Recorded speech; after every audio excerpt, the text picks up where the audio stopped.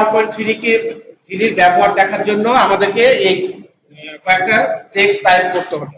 তারপরে বলেছি দেখো এখানে কার্সর এক অক্ষর করে ডানে নিতে, যদি আমাদের কার্সরটা কোনো লাইনের মাঝখানে বা শেষে থাকে, মাঝখানে থাকে, তাহলে আমরা যদি ডানে নিতে চাই তাহলে আমাদের কিবোর্ডে যে 4টা অ্যারো আছে, আমরা অ্যারোটা একটু দেখিয়ে দিই।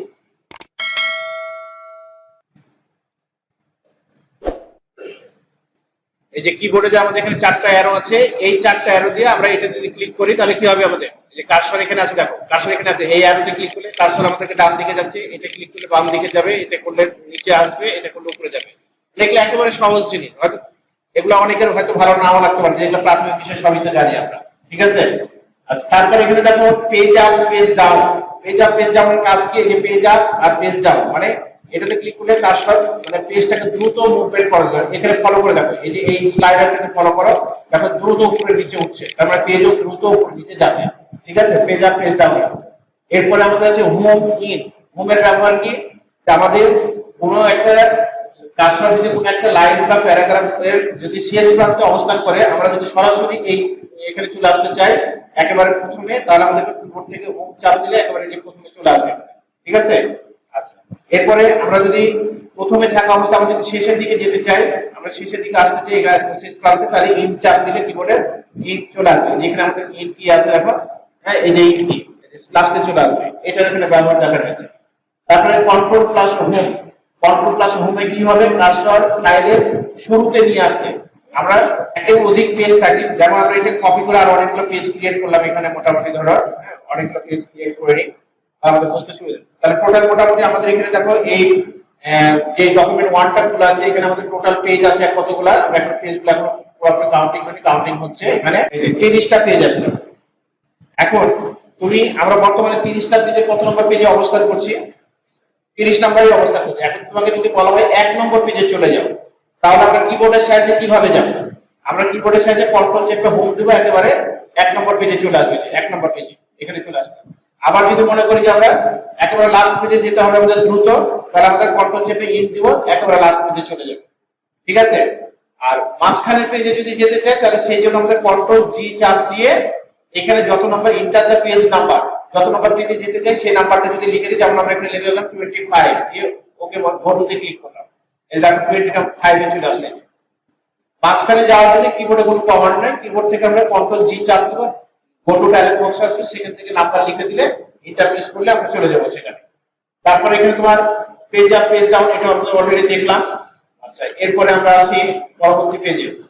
আমি এখান থেকে বেরিয়ে দিচ্ছি এই কারণে, যেহেতু তোমাদের লেকচার আছে বিষয়গুলো, এক্সিট ফ্রম মাইক্রোসফট ওয়ার্ড, হ্যাঁ মাইক্রোসফট ওয়ার্ড থেকে, অর্থাৎ যে প্রোগ্রামটা আমরা এখানে ওপেন করে রেখেছি, এই প্রোগ্রামটার নাম কি, এটা কি পাওয়ার পয়েন্ট প্রোগ্রাম, এক্সেল।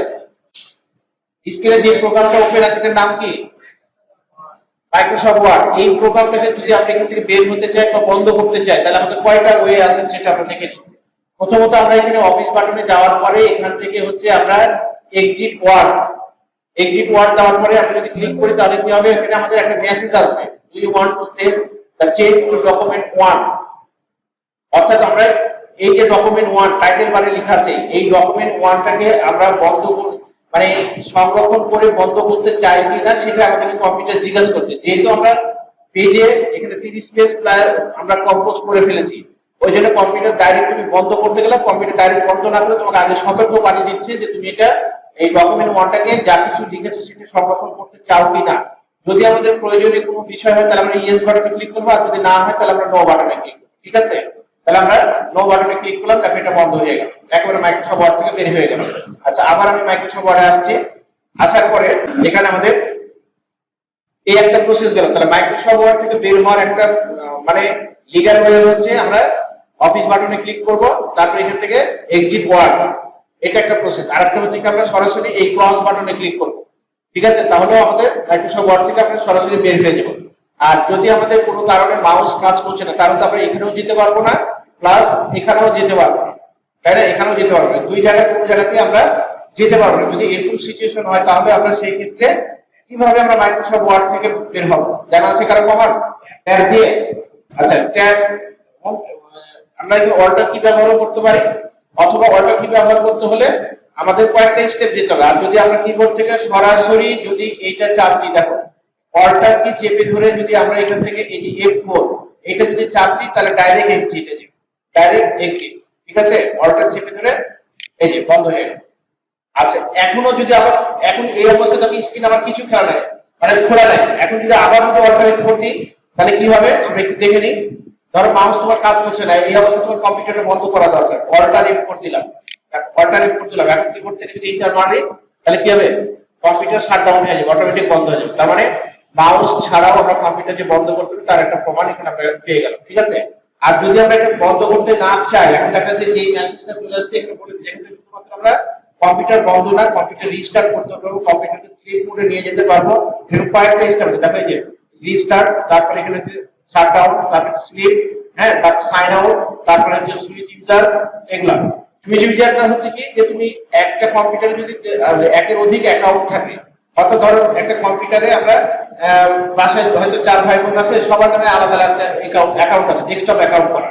তুমি এখান থেকে যদি অল্টারনেটিভ করে কোনো একটা অ্যাকাউন্টে যেতে চাও, যেটা আমরা মোবাইলে ব্যবহার করি, সুইচ অ্যাকাউন্ট, দুইটা ফেসবুক অ্যাকাউন্ট খোলা থাকে, দুইটা যদি আমাদের ইমেল থাকে, আমরা সুইচ অ্যাকাউন্ট করি না মাঝে মধ্যে, একটা থেকে আরেকটা যেতে চাই, সেই জিনিস হচ্ছে সুইচ অ্যাকাউন্ট।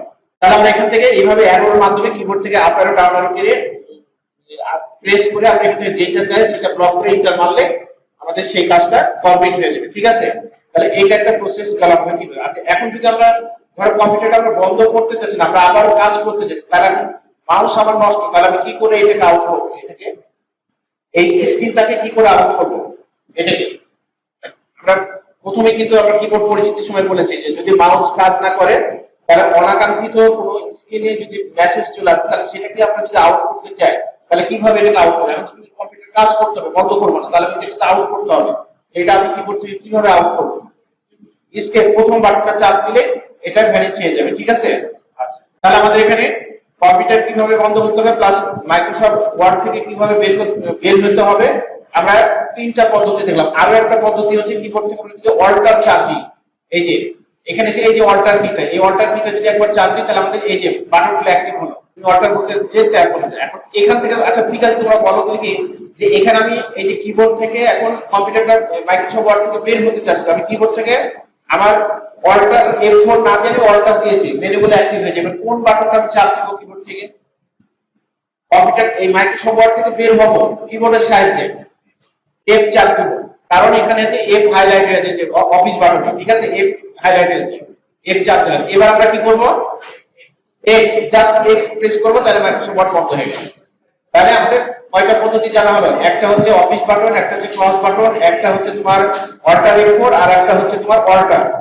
ঠিক আছে, অল্টার F(X), তাহলে মাইক্রোসফট ওয়ার্ড থেকে বেরিয়ে যাচ্ছে আমরা।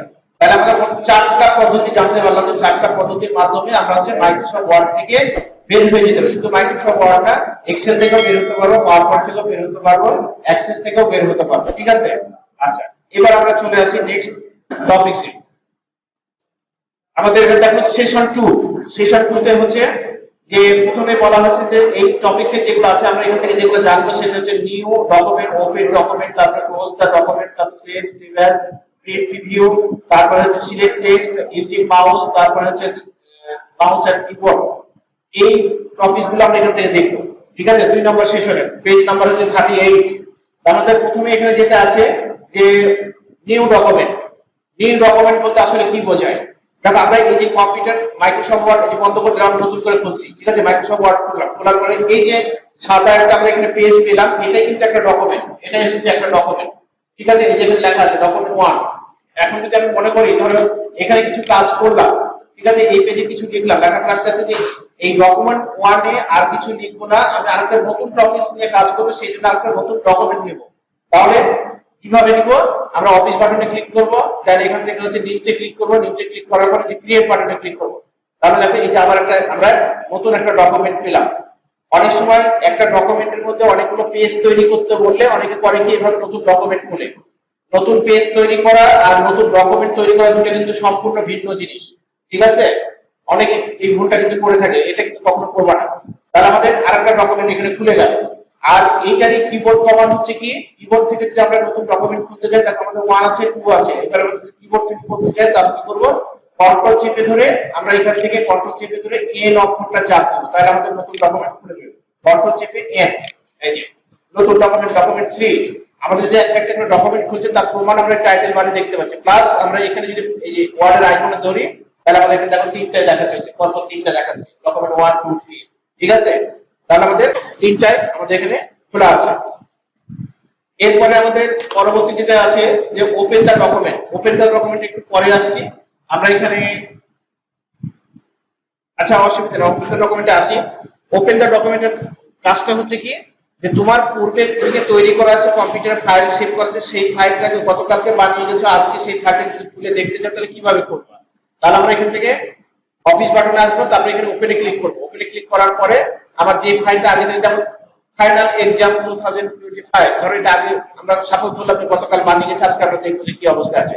সিলেক্ট করলাম, করার পর ওপেন বাটনে ক্লিক করলাম, তাহলে আমার পূর্বের ফাইলটা এখানে খুলে গেল, ঠিক আছে? ফাইলটার মধ্যে কিছু নাই, জাস্ট খালি ফাইল নেম। এইভাবে আমরা হচ্ছে ওপেনের মাধ্যমে যদি আজকে কোনো একটা ফাইল বানিয়ে যায়, কালকে যদি এসে এবার খুলতে চাই তাহলে এইভাবে খোলার আরো অনেক প্রসেস আছে।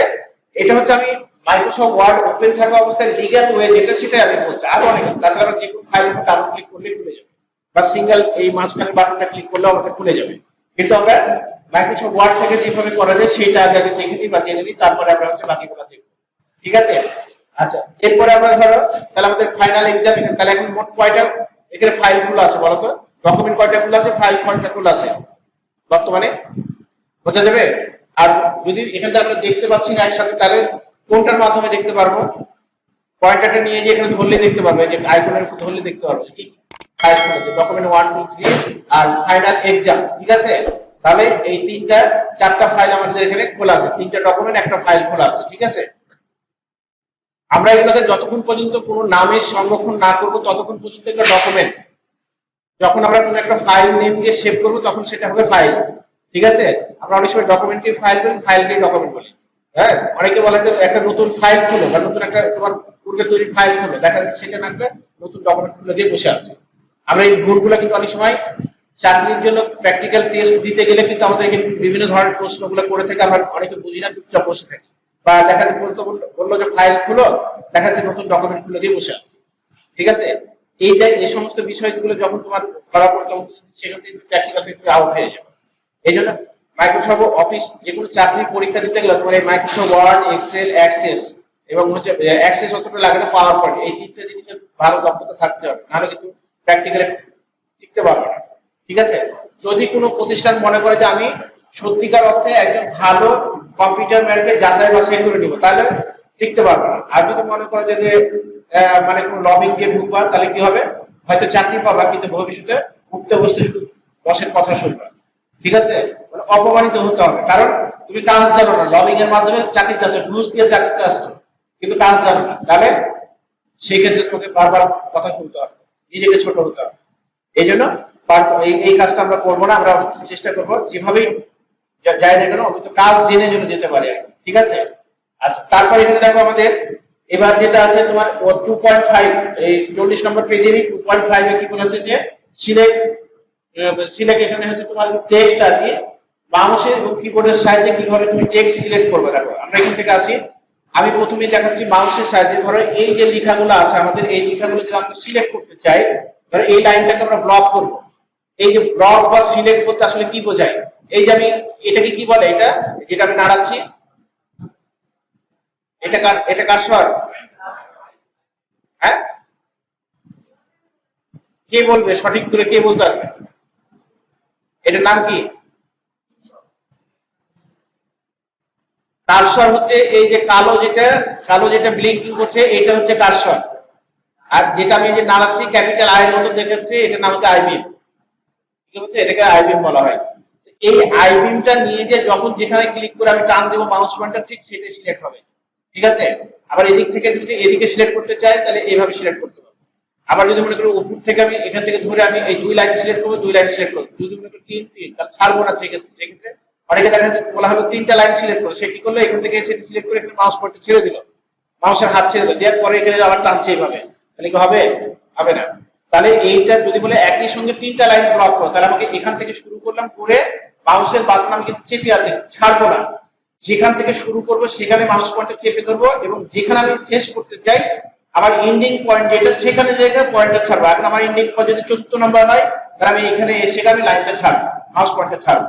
অনেকে দেখা যাচ্ছে আগেই ছেড়ে দেয়, যার কারণে হয় না। এইটা হলো আমাদের কিবোর্ডের সাহায্যে। আর যদি আমরা নির্দিষ্ট ভাবে একটা ওয়ার্ডকে ব্লক করতে চাই তাহলে কি করবো, ধরো কুইক অথবা ব্রাউন, তাহলে কি করবো, এর উপরে ডাবল ক্লিক দুই ভাবে করতে পারি। একটা হচ্ছে এইভাবে ব্লক করতে পারি, আর একটা হচ্ছে এর উপরে ডাবল ক্লিক করলে এটা ব্লক হয়ে যাবে, মাউসের ডাবল ক্লিক ব্লক করে হয়ে যাবে, ঠিক আছে।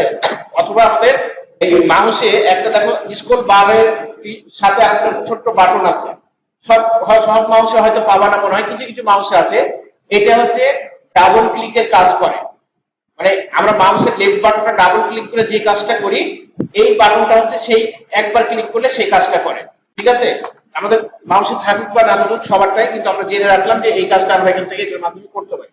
তাহলে আমাদের এইটা গেল হচ্ছে মাউসের সাহায্যে ব্লক। এবার ধরো তোমার মাউস নষ্ট, তুমি এখন কিবোর্ডের সাহায্যে ব্লক করবা কি করে, প্রথম লাইনটা ব্লক করতে বলা হবে। এখন আমার কার্সর কোথায় আছে, কার্সর কি লাইনের শুরুতে আছে না শেষে আছে? শুরুতে, হ্যাঁ লাইনের শুরুতে আছে, একেবারে প্রথম লাইনের একেবারে এর কাছে, তাহলে শুরুতে আছে। তাহলে আমি এখন যদি এই লাইনটাকে ব্লক করতে চাই তাহলে আমাকে কি করতে হবে, কিবোর্ড থেকে প্রথমে শিফট কি চেপে ধরবো, ঠিক আছে। এই যে এখান থেকে এই শিফট কিটা চেপে ধরবো, ধরার পরে আমি এই লেফট রাইট অ্যারোটা চাপ দেব, শিফট কিটা চেপে ধরে এই যে আমি এইভাবে ব্লক করলাম, ঠিক আছে, এইভাবে ব্লক করলাম।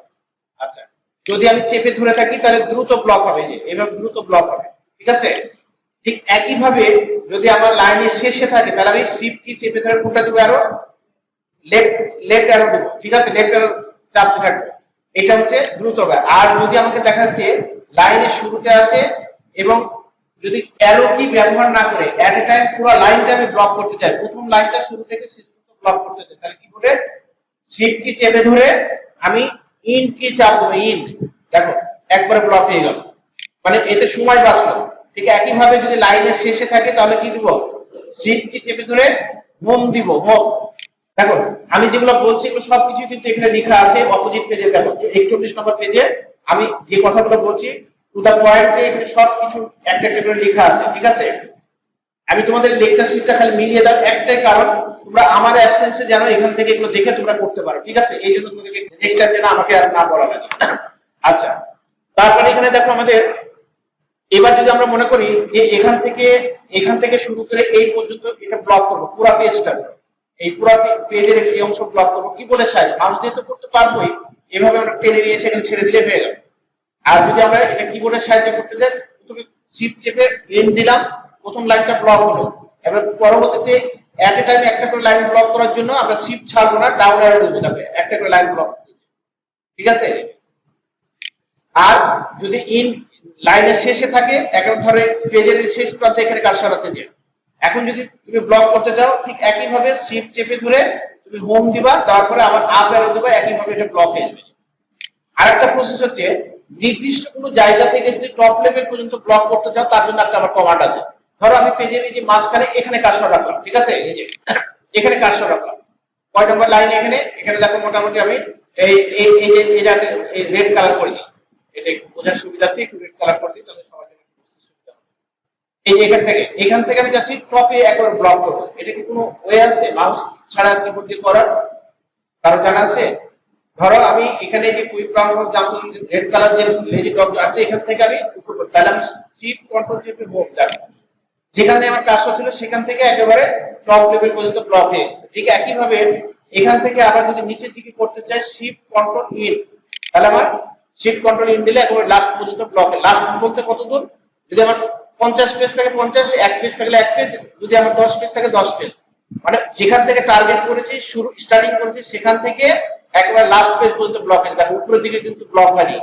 আর এটা হচ্ছে তোমার শিফট কন্ট্রোল হোম। আর যদি এরকম হয় যে আমার এখানে কয় পেজ কাজ আছে, বর্তমানে এখানে কয় পেজ এখানে কম্পোজ করা আছে 5 পেজ, এট এ টাইম যদি 5টা পেজই যদি ব্লক করতে চাই তাহলে আমি কি করতে হবে, কিবোর্ড থেকে কন্ট্রোল এ চাপ দিব, কন্ট্রোল এ চাপ দিব, যে পুরো পেজ 5টা পেজই দেখো ব্লক হয়ে গেছে, 5টা পেজই ব্লক হয়ে গেছে, ঠিক আছে। আচ্ছা, এখন হয়তো আমাদের এগুলা অনেকের প্রশ্ন জানতে পারে যে এই সিলেক্ট করা নিয়ে কি করব, এগুলা দিয়ে কি হয়, তাই না? এতক্ষণ তো খালি সিলেক্ট করে ডানে বামে উপর নিচে সিলেক্ট করলাম, এই সিলেক্ট করা দিয়ে আসলে উপকারটা কি, আমাদের কি কাজে আসে, এটা অনেকের প্রশ্ন জানি। আমি এখানে দেখো অনেক বিষয় আছে যেগুলো তোমাদের লেকচার শিটে বলা থাকবে না, লেখা থাকবে, সেগুলো তোমাদের বলে দিচ্ছি। যেমন এই বিষয়টা লেকচার শিটে লেখা না, সিলেক্ট করে কি করবো, আসলে আমাদের লাভটা কি, তাই না? আচ্ছা দেখো, যে কোনো জিনিস সিলেক্ট করে দেওয়া মানে কম্পিউটারকে ইন্ডিকেট করে দেওয়া হলো বা তাকে চিনিয়ে দেওয়া হলো বা তাকে বলে দেওয়া হলো যে আমি এইটার উপরে এই কাজটা করতে চাই। যেমন আমরা এই প্রথমে লাইনটা, এই লাইনটা আমরা রেড কালার করতে চাই, সাপোজ ধরো রেড করতে চাই, তা আমরা যদি এখানে সারাদিন যদি ক্লিক করে লাল কালিতে ক্লিক করি, হচ্ছে দেখো হয়তো এমন হতে পারে লাল কালি বোধহয় কম্পিউটার নাই, এবার তাহলে অন্য কোনো কালি দিই নাকি, দেখা যাচ্ছে এই কালিটা দিলাম, হলো হয়নি, তাহলে কি করতে হবে, কম্পিউটারকে বলে দিতে হবে যে তুমি আসলে এই কালারটা কোন লাইনের উপরে বা কোন প্যারাগ্রাফের উপরে অ্যাপ্লাই করতে চাও সেটা আগে ব্লক করে তাকে চিনিয়ে দাও। এই যে ব্লক করলাম, করে যে কালারের উপর ক্লিক করবো সেই কালারই হয়ে যাবে, ঠিক আছে। ঠিক আছে, এছাড়া শুধু কালার না, আমরা বোল্ড করতে পারি, ইটালি করতে পারি, আন্ডারলাইন করতে পারি, আমরা এখান থেকে আরো অনেক রকমের কাজ আছে, আমরা এখান থেকে কেস পরিবর্তন করতে পারি, এরকম মাল্টিপল বিষয় হচ্ছে করার জন্য আমাদের এই সমস্ত কাজগুলো করার জন্য আমাদের হচ্ছে সিলেকশন অপশনটা আমাদের অত্যন্ত গুরুত্বপূর্ণ। সিলেকশন না করে দিলে কোনো কাজই কম্পিউটার চিনবে না। কম্পিউটার কিন্তু নিজে থেকে কোনো কিছু করার ক্ষমতা নাই, একটা জিনিস মনে রাখবে। তাকে যেভাবে বলে দিবা, যেভাবে ইনস্ট্রাকশন দিবা এবং যেভাবে সফটওয়্যারটা কোডিং করা আছে, কমান্ড দেওয়া আছে, ঠিক সেইভাবে সে কাজ করবে। তবে কিছু কিছু ক্ষেত্রে আমাদেরকে কম্পিউটার মুখের ভাষাতেও কাজ করে, তোমার কণ্ঠস্বর অনুযায়ী কাজ করে, সেই ক্ষেত্রে আমাদের কিছু ইউটিলিটি ইউজ করতে হয়। তো এগুলো আমাদের এখন জানার বিষয় না, ওগুলো জানতে গেলে দেখাতে গেলে তোমাদের মাথা খারাপ হয়ে যাবে। যেমন আমরা যদি মুখে যদি বলি সিলেক্ট টেক্সট, দেখাচ্ছে সে অটোমেটিক সিলেক্ট করে, যদি বলি কাট, সিলেক্ট কাট, অটোমেটিক কাট করে দেবে, কপি করতে বলে কপি করবে, মুখে যা বলবো তাই করবে। এটা যদি একটা সফটওয়্যার লাগে, যাই হোক ওটা আমাদের দরকার নেই, আমরা আগে হাতে করি। যত বেশি সফটওয়্যার আর যত বেশি এআই তত বেশি অলস, নাকি? এআই এসে আমাদের কিন্তু অনেক কাজ সহজ যেমন করে দিয়েছে, অনেকে অলসও করে দিয়েছে, ঠিক আছে। আচ্ছা, তাহলে আমাদের এখানে দেখো, এবার আমরা যেটা করব যে আমরা এই যে ফাইলটাতে আমরা 5 পেজ লিখেছি, এই ফাইলটাকে আমরা এখন সংরক্ষণ করব, সেভ করব। আমরা ডকুমেন্টে কোনো কাজ করার পরে আমাদের প্রথম কাজটা হচ্ছে কি, আমরা এই বাকিগুলোকে বন্ধ করে দিই, ঠিক আছে, এটা আপাতত বন্ধ করে দিই, একটা পেজ রাখি। ধরো এই যে ডকুমেন্ট 1, ডকুমেন্ট 1 এ তুমি কয় পেজ লিখেছো? 5 পেজ কম্পোজ করেছো। এখন তোমাকে বলা হলো ঠিক আছে তুমি এই 5 পেজ সেভ করে রাখো, কালকে এসে যেন আবার দেখতে পাই যে তুমি 6 নম্বর পেজ থেকে যেন আবার কাজ শুরু করতে পারো, এইভাবে এটাকে সংরক্ষণ করে রাখো। তাহলে সেভ করতে হলে কি করতে হবে আমাদেরকে? এখানে প্রথমত আমাদের দেখো এখানে একটা সেভ আইকন আছে, ঠিক আছে, এখান থেকে এখান থেকে ক্লিক করে তুমি এখানে ফাইলের যে নামে নাম দেবে, নাম দিয়ে সেভ বাটনে ক্লিক করলে কাজ হয়ে যাবে। দ্বিতীয় নম্বর হচ্ছে তোমার এখানে অফিস বাটনে ক্লিক করার পরে যে সেভ, এখানে ক্লিক করার পরে এই দেখো ফাইল নেম, এখানে তুমি একটা নাম দাও, দিয়ে সেভ বাটনে ক্লিক করো, একই কাজ হবে। আবার তৃতীয় নাম্বার হচ্ছে সেভ অ্যাজ, এখানে ক্লিক করো, করার পরে এখান থেকে তুমি একটা নাম দাও, যে সেভ বাটনে ক্লিক করলে সেম কাজটাই হবে। আচ্ছা, তারপরে আমাদের কিবোর্ড থেকে কন্ট্রোল এস, দেখো সেম জিনিসটাই আছে, এখানে একটা নাম দিয়ে সেভ বাটনে ক্লিক করলে এটাও হবে। কয়টা হলো? 5টা না 4টা? তারপর কিবোর্ড থেকে F12 চাপ দাও, এই যে F12 চাপটা দেখো সেভ অ্যাজ ডায়লগ বক্স চলে আসে। আমরা বলেছিলাম যে এই ফাংশনাল কিগুলো প্রোগ্রাম ভেদে কার্যকারিতা ভিন্ন ভিন্ন হবে, তার মানে সব ক্ষেত্রে যে F12 এর সব প্রোগ্রামে কাজ করবে তা না, যেমন গ্রাফিক্স এর ক্ষেত্রে F12 এর কাজ আলাদা, ঠিক আছে। তো এই জন্য তাহলে আমরা এখন মূল বিষয় আমরা 4-5টা পদ্ধতি দেখলাম, যেটা যার পছন্দ হয় সেটাই অ্যাপ্লাই করবা। এখন আমরা আসি মূল বিষয়ে, যে আমরা এখানে ফাইলটা সেভ করব। ফাইলটা সেভ করার জন্য কি করব? এখানে ফাইল নেম, দেখো এখানে বলেছে একটা নাম দাও, ঠিক আছে। সাপোজ আমরা নাম দিলাম টেস্ট ফাইল, ঠিক আছে, TESTFI ফাইল, মানে ফাইলের। আর ফাইল নেম দেওয়ার ক্ষেত্রে কোন রকম পুলিশ তোমার স্ল্যাশ, এই যে ধরনের চিহ্ন, তারপরে যেমন লেস দেন, গ্রেটার দেন, তারপরে এইগুলা কিন্তু সিম্বল ব্যবহার করা যাবে না, তাহলে তোমার ফাইল সেভ হবে না, কম্পিউটার মেসেজ দিবে তোমাকে, ঠিক আছে। আমরা প্লেন নাম দিব, একেবারে নরমাল টেক্সট দিব। দেওয়ার পরে এখন কি করব? এখানে একটা বিষয় দেখো, এই যে আমি ফাইলটা এখন যদি আমি সেভ বাটনে ক্লিক করি, তাহলে আমার ফাইলটা কি নামে সেভ হবে? টেস্ট ফাইল এই নামে সেভ হয়ে যাবে। বা আমরা যদি কোনো একজন ব্যক্তির এখানে নাম দিই, তাহলে সেই নামেও হয়ে যাবে, ঠিক আছে, নাম দিলে নামের ইয়েতেও হয়ে যাবে। তো আমরা এখানে দেখো এখন এই ফাইলটা নাম দিলাম, সেভ বাটনে ক্লিক করার আগে তুমি আরেকটা জিনিস চিন্তা করে দেখো, যে সেভ বাটনে ক্লিক করার আগে তোমার ফাইলটা কোথায়, কোন লোকেশনে সেভ হচ্ছে, ঠিক আছে। এইটা কিন্তু খুবই গুরুত্বপূর্ণ, কারণ আমরা অনেক সময় দেখি কি যে ফাইল সেভ করে ফেলছি, পরের দিন আসে খুঁজে আর পাই না, বা কোথায় সেভ হয়েছে সেটা আমরা জানি না। এই জিনিস আমাদের জানা দরকার। দেখো আমাদের ডিফল্ট ভাবে এখানে সেভ সবার সিলেকশন হয়ে থাকে ডকুমেন্ট। আমরা একটু এক্সপ্লোরারে আসি, এক্সপ্লোরারে আসার পরে এখানে কিন্তু অনেক বিষয় বলার আছে। এই যে ডকুমেন্ট, এই ডকুমেন্টের মধ্যে ফাইলটা সেভ হবে। আমি যদি মনে করি ডেস্কটপে করবো, ডেস্কটপে করতে পারি, আমি যদি মনে করি ডাউনলোডে করবো, ডাউনলোডে করতে পারি। মানে এখানে যেইটাকে দেখিয়ে দেবো সেইটার মধ্যেই ফাইলটা তৈরি হবে। তো আমরা এখান থেকে দেখাতে পারি। এই যে আমি যদি এখান থেকে দেখি যে ডেস্কটপ, ডেস্কটপ মানে কোনটা? ডেস্কটপ বলতে আসলে কি বোঝায়? কম্পিউটার। ডেস্কটপ মানে এই যে স্ক্রিনটা দেখছো, কম্পিউটার ওপেন করার পরেই যে প্রথম যে স্ক্রিনটা আমরা দেখতে পাই, এটাকে বলা হয় ডেস্কটপ স্ক্রিন বা ওপেন স্ক্রিন বা ফার্স্ট স্ক্রিন। ঠিক আছে? এই আমরা যদি মনে করি এখানেও ফাইল সেভ করব, সেটাও আমরা করতে পারি। তবে পারতপক্ষে এই ডেস্কটপে এই যে ডেস্কটপ, তারপরে যে ডাউনলোড, তারপর তোমার যে ডকুমেন্টস, এগুলাতে পারতপক্ষে ফাইল সেভ না করাটাই বেটার। এখন কেন বেটার আমি সেটা বলি। ধরো আমাদের যে কম্পিউটারগুলো আমরা ব্যবহার করি আমাদের দেশে, এই কম্পিউটারগুলো যে কোনো মুহূর্তে নষ্ট হতে পারে, তাই না? ইলেকট্রিক বা তুমি এমনও হতে পারে নষ্ট না হোক, তোমার দেখা যাচ্ছে ফাইল একটা সেভ করতে যাচ্ছ ওই মুহূর্তে, বা দেখা যাচ্ছে কোনো কারণে তোমার উইন্ডোজ নষ্ট হলো, উইন্ডোজ ক্র্যাশ করলো। এখন আমরা সাধারণত কম্পিউটারে উইন্ডোজ যখন ক্র্যাশ করে বা উইন্ডোজ যখন তোমার নষ্ট হয়ে যায়, তখন নতুন করে যখন উইন্ডোজ দিই, তখন কি আমাদের ডেস্কটপ স্ক্রিনে যা কিছু পূর্বে থেকে যদি সেগুলো কি থাকে? কারণ এই ডেস্কটপটা মানে কি জানো? এই যে desktop, download, document, picture, music, video, ওক্যাম বা এখানে যা দেখছো, এই সব কিছু হচ্ছে থাকে এই যে সি ড্রাইভ। এই যে এটাকে বলে, এটা হচ্ছে আমাদের কম্পিউটারে একটা হার্ড ডিস্ক আছে, হার্ড ডিস্কটার একটা পার্টিশন করা হয়েছে। আমরা একটা কম্পিউটার হার্ড ডিস্কে দুইটা তিনটা ভাগে পার্টিশন করি বা তার অধিকও করি। পার্টিশনটা আসলে কেন করি? তো আমাদের পার্টিশন করার অনেক কারণ আছে, ঠিক আছে? তো আমরা এই যে সি ড্রাইভ দেখতে পাচ্ছি, এই সি ড্রাইভের অধীনে কিন্তু এগুলো সবকিছু। তারপরে আমরা যখন কম্পিউটারের হার্ড ডিস্কে ফরম্যাট করি, তখন এই সি ড্রাইভকে ফরম্যাট করা হয়। আর এই সি ড্রাইভকে ফরম্যাট করা মানে উপরে যতগুলো জিনিস দেখছো এগুলো সব কিন্তু নষ্ট হয়ে যায়। এগুলো এখান থেকে যা কিছু দেখছো তোমার সব এগুলো হচ্ছে নষ্ট হয়ে যায়, এর মধ্যে কিছুই থাকে না। যা কিছু আগে পূর্বে থেকে সংরক্ষণ করা থাকে এগুলো সবকিছু নষ্ট হয়ে যায়। সুতরাং এই জন্য আমাদের ডেস্কটপের উপরে কিন্তু ফাইল সংরক্ষণ না করাটাই পারতপক্ষে বেটার। এই সমস্ত জায়গাগুলোকে অ্যাভয়েড করা বেটার, ঠিক আছে? কারণ তুমি অফিসের একটা গুরুত্বপূর্ণ ফাইল আজকে তৈরি করে ডেস্কটপে রেখে গেল, কালকে এসে দেখি কম্পিউটারে ওপেন হচ্ছে না। এখন অফিসের বসকে তুমি যদি বলো স্যার কম্পিউটার নষ্ট হয়েছে, কালকে ফাইল বানিয়েছে আজকে হচ্ছে না, এমন হতে পারে একটা মিটিং সংক্রান্ত ফাইল বা একটা প্রেজেন্টেশন ডেস্কটপে রেখে চলে গেল, আর আজকে সকালে তোমার কালকে সকালে মিটিং। মানে অনেক 10 দিন 15 দিন একটা অফিসের থেকে প্রেজেন্টেশন মিটিং থাকলে, কোনো প্রেজেন্টেশন যদি থাকে, সেই প্রেজেন্টেশনটা কিন্তু অফিসিয়াল বসদেরকে 5 দিন 7 দিন আগে থেকে অনেক চিন্তা ভাবনা করে প্রেজেন্টেশনটা তৈরি করতে হয়। আর রাতারাতি সেই ফাইলটা উইন্ডোজ নষ্ট হওয়ার কারণে যদি সকালবেলা এসে দেখো ফাইলটা করাপ্টেড হয়ে গেছে বা উইন্ডোজ নষ্ট হয়ে গেছে, তাহলে কি তোমার প্রমোশন হবে না ডিমোশন হবে?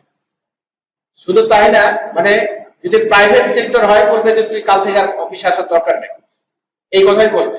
যে তুমি একটা কম্পিউটার ফাইল সংরক্ষণ করে রাখতে পারো না, কোথায় রাখলে সেফটি হবে আর কোথায় রাখলে আর এটা মানে বিপদ হতে পারে, এটাই বুঝো না, তাহলে তোমাকে কাল থেকে আসার দরকার নেই।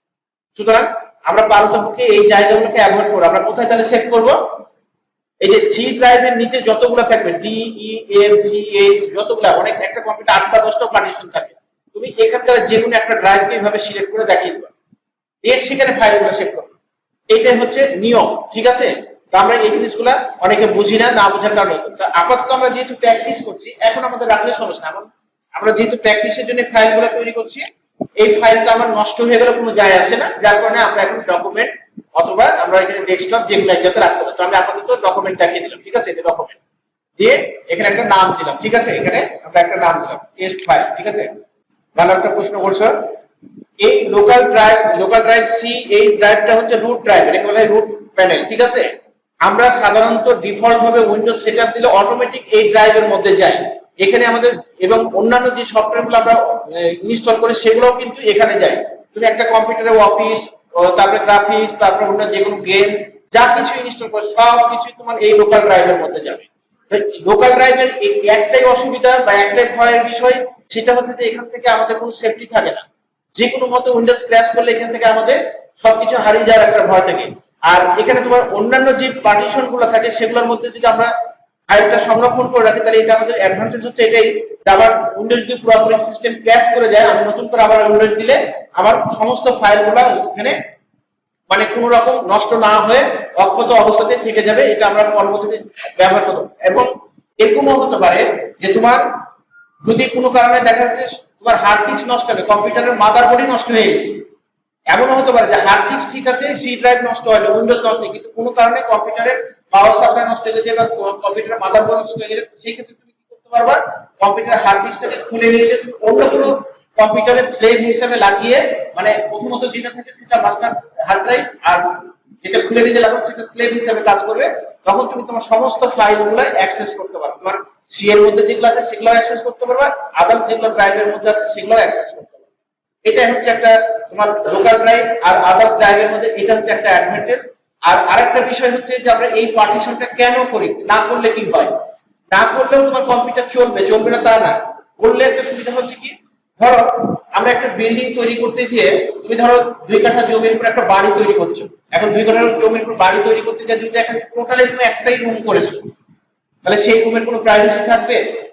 তুমি থাকবে কোথায়, তোমার বাবা মা থাকবে কোথায়, তোমার ভাই বোন থাকবে কোথায়, তোমার ওয়াশরুম কোথায়, তোমার ডাইনিং কোথায়, কিচেন কোথায়, কোনো প্রাইভেসি থাকবে?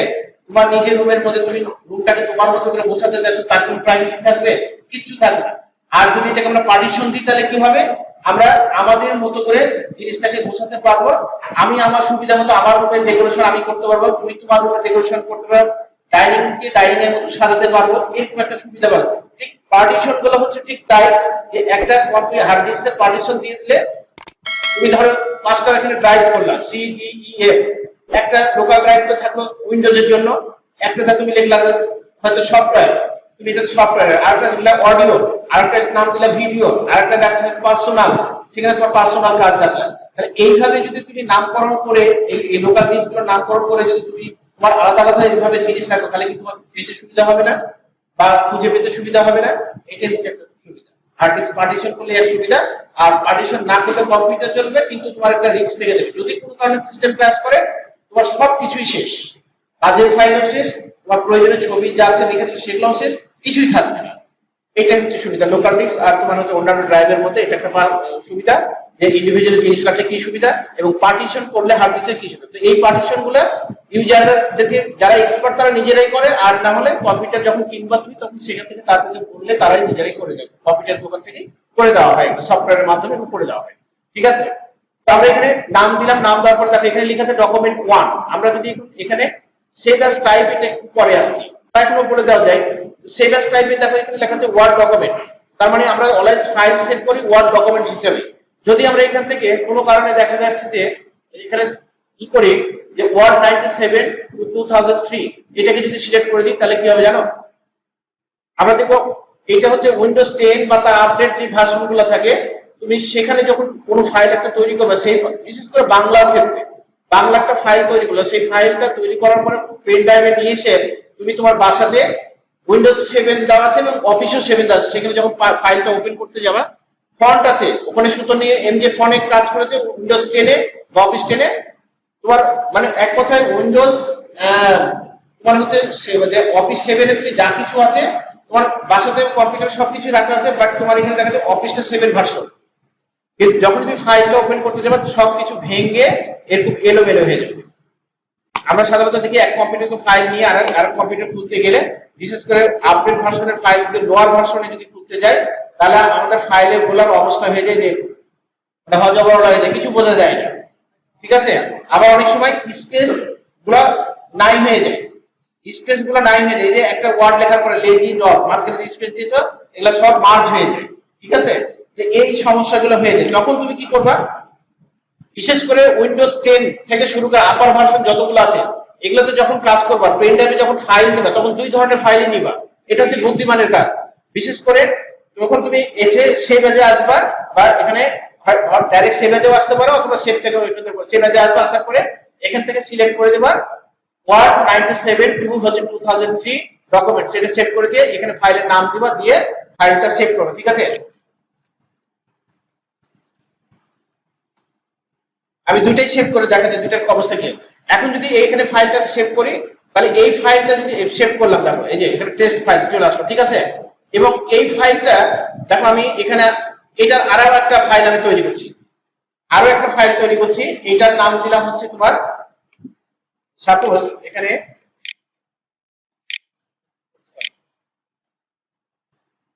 আমরা এখান থেকে এটাকে কপি করলাম, করে আরো একটা ফাইল তৈরি করলাম আমরা এখানে ফাইল, এটা হচ্ছে আমরা ডাইরেক্ট সেভ করলাম। এখানে আমরা ওয়ার্ড না দেখালাম, অফিস 97 থেকে 2003 দেখালাম, ডাইরেক্ট এটা সেভ করলাম, এটারও নাম দিলাম টেস্ট ফাইল। দুইটার মধ্যে ডিফারেন্স কি এটা দেখে নাও। সেভ করলাম, এটাও ডকুমেন্টে সেভ করলাম। দেখো একই নামের ফাইল কিন্তু কখনো সেভ হয় না, কিন্তু এখানে সেভ হলো কি কারণে, যখনই তুমি একই নামের ফাইল সেভ করতে যাবে তখন তোমাকে কম্পিউটার মেসেজ দিয়ে বলবে দিবে যে আপনার এই নামে পূর্বে একটা ফাইল তৈরি করা আছে, আপনি কি এটাকে ওভাররাইটিং করতে চান? যদি ওভাররাইটিং করো তাহলে কি হবে, দেখা যায় ওখানে তোমার হয়তো ফিজিক্স রিলেটেড একটা সাবজেক্ট নিয়ে কাজ করেছো, আর এখানে তুমি করছো তুমি হয়তো সাইকোলজি একটা সাবজেক্ট নিয়ে, তাহলে কি হবে, এই সাইকোলজি লাস্ট যে ফাইলটা সেভ করো ওটারও যদি হুবহু একই নাম দাও, তাহলে ওই পূর্বে যে ফিজিক্স এর কাজ করেছিলাম ওটা সব কিছু ভ্যানিশ হয়ে সাইকোলজি থেকে। সুতরাং এই জন্য সেম নাম যদি কখনো হয়ে যায়, মেসেজ দেখে তারপরে ইয়েস মতো ক্লিক করবে, তাহলে তোমার সবকিছু শেষ হয়ে যাবে। ঠিক আছে, এখন এখানে দেখো আমরা দুইটা ফাইল আমরা এখানে সেভ করেছি। ঠিক আছে, এই যে ডকুমেন্টে যাই, আমরা ডকুমেন্টে আসলাম, ডকুমেন্টে আসে দেখো এটাও টেস্ট ফাইল, এটাও টেস্ট ফাইল, ওভাররাইটিং কিন্তু হয়নি আমার, কারণ ভার্সন যেহেতু দুইটা আলাদা, যার কারণে আমাকে দুই একই নামে ফাইল সেভ করার সুযোগ দিয়েছে। যদি আমার একই ভার্সন হতো, একই রকম নাম দিতাম, তাহলে আমাকে কিন্তু নাম সুযোগ দিত না। ঠিক আছে, এবং এখানে দেখো এই দুইটা ফাইল, এখন যদি তুমি এই দুইটা ফাইল যদি পেন ড্রাইভে নিয়ে যাও, ধরো তুমি অফিসিয়াল কাজে একটা ডকুমেন্ট নিয়ে তুমি মন্ত্রণালয়ে যাচ্ছ বা কোথাও যাচ্ছ, কোনো একটা হেড অফিসে যাচ্ছ, তাহলে তোমাকে বুদ্ধিমানের কাজ হবে ফাইলটাকে দুইটা ফরম্যাটে কপি করে পেন ড্রাইভে নিয়ে যাওয়া, কারণ ওখানে গিয়ে তুমি দেখা যায় 10 ভার্সন নাও পেতে পারো। এখন ওখানে যদি অফিস 10 ভার্সন, যদি হেড অফিসে যাচ্ছ, হেড অফিসে যদি দেখছো 10 ভার্সন নাই, তাহলে তোমার কি কাজ বন্ধ করে তুমি চলে আসতে পারবা? কোনো উপায় নেই, তোমাকে ওকে এনে হাও ওখানে কাজ কমপ্লিট করে দিয়ে আসতে হবে, কারণ মিটিং এর সময় তুমি গেছো এবং এটা তোমাকে ওপেন করে দেখাতেই হবে, না বললে কোনো কিছু করার না, হলে তোমাকে আবার ব্যাক আসতে হবে, আবার নিয়ে যেতে হবে, আর না হলে কি করতে হবে, পিসি ঘাড়ে করে আবার হেড অফিসে করতে হবে। তো এই যে ছোটখাটো ভুলগুলো, এই ভুলগুলো কিন্তু একসময় মারাত্মক ধরনের ভুল হয়ে যায় আমাদের। তো এই কাজগুলো আমরা কখনোই করবো না, যদি সিচুয়েশন আমরা ধরে আবার। এবং এখানে একটা দেখো, এই যে দুইটা একই ফাইল হয়েছে, দুইটার কিন্তু চেহারা কিন্তু আলাদা, দেখো ভালো করে লক্ষ্য করে দেখো, এইটা ডাব্লু দেখো আর এইটা ডাব্লু দেখো, দুইটা কি একরকম? তাহলে কোনটা আপডেট, কোনটা লোয়ার ভার্সন? এটা হচ্ছে আপডেট আর এটা হচ্ছে লোয়ার ভার্সন। তার মানে অফিস 97 থেকে 2003 পর্যন্ত প্লাস 2007 পর্যন্ত যে কোনো কম্পিউটারের যে কোনো ভার্সনে আমরা এই ফাইলটাকে ওপেন করতে পারি, কিন্তু এইটাকে আমরা সব জায়গাতে ওপেন করতে পারবো। এটা 7 এ হবে, কিন্তু 10 এ আর করতে পারবো। ঠিক আছে, এটা কিন্তু খুবই গুরুত্বপূর্ণ একটা বিষয়, বুঝছো? এটা এরকম সিচুয়েশনে যখন পড়বা তখন টের পাবা যে আসলে মানে এই জিনিস কতটা গুরুত্বপূর্ণ। ঠিক আছে, তাহলে আমাদের মূল বিষয় ছিল যে আমরা ফাইল কিভাবে সেভ করবো। তাহলে আমাদের ফাইল সেভ করার বিষয়টা আমরা একটু জানলাম, লোকেশন দেখিয়ে দিব, ফাইলের নাম দিব এবং সেভ অ্যাজ টাইপে আমরা কিভাবে ফাইলটা সেভ করব সেটাও আমরা এখান থেকে বুঝে নিলাম। ঠিক আছে, আচ্ছা ওকে, তাহলে আমাদের সেভের বিষয়টা এখান থেকে গেল। আচ্ছা, এই ছিল মোটামুটি আমাদের ফার্স্ট সেশন এবং সেকেন্ড সেশনের লেসন আজকে। ঠিক আছে।